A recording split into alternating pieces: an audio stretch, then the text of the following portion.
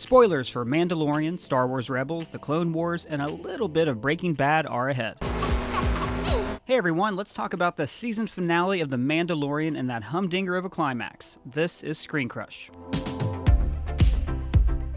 Hello everyone, I'm Ryan Airy. Instead of doing a regular Easter egg video and pointing out that this is a Jawa, I thought I would explain that epic cliffhanger where Moff Gideon is wielding the Darksaber. There was some cool stuff in this episode, like learning that Kara's from Alderaan and seeing Moff Gideon channel Gus Fring. I would gladly break any promise and watch you die at my hand.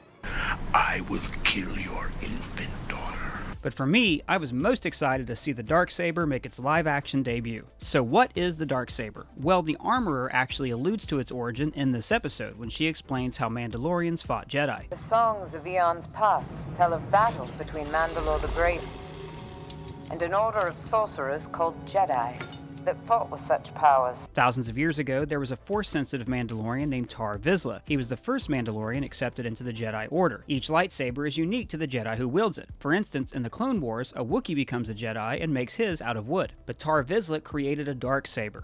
At some point, he left the Jedi Order and became ruler of Mandalore. After he died, the Jedi reclaimed the saber and kept it in their temple. But then, when the Old Republic fell 1,000 years ago, just after the Sith-Jedi War, Mandalorians sacked the temple and reclaimed the saber. The saber became a symbol for his house, House Vizsla, and by extension, a symbol of ruling all of Mandalore. So this is a very important artifact to these people. It stayed in the Vizsla family line for hundreds of years, until it was inherited by Pre-Vizsla, who we met on the Clone Wars animated series. Since then, many Jedi have died upon its blade.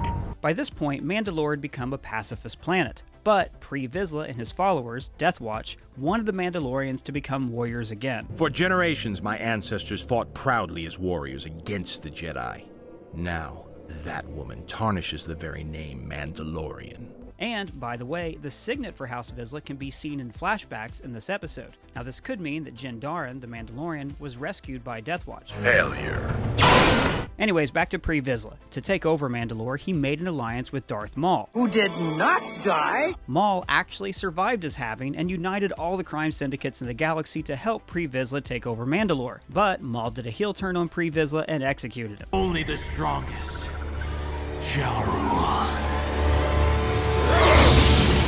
Then Maul took the saber and for about 5 minutes ruled all of Mandalore. But then Darth Sidious showed up, they dueled, and Maul was forced off the planet. After the Clone Wars, Mandalore was conquered by the Empire in the Siege of Mandalore, which is referenced in this episode. The Siege of Mandalore.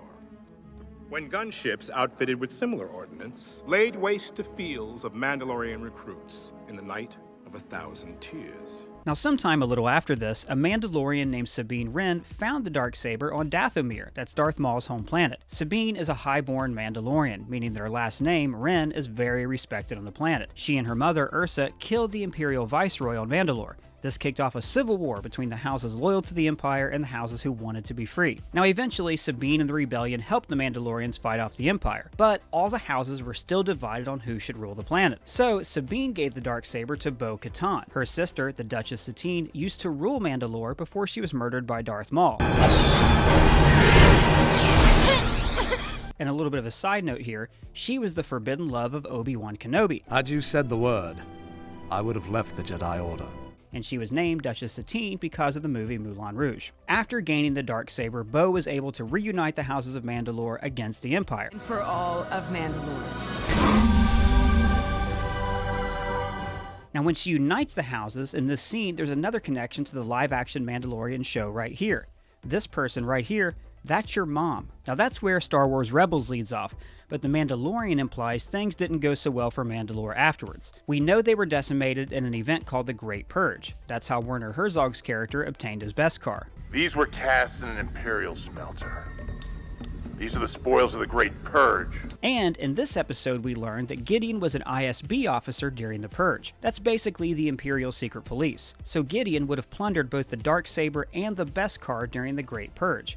He probably owes his political success to the Purge as well, and it's likely that he became ruler of Mandalore for the Empire. But we still don't know why he wants the child or how any of this will connect to the sequel trilogy. If you have any theories, let me know in the comments below.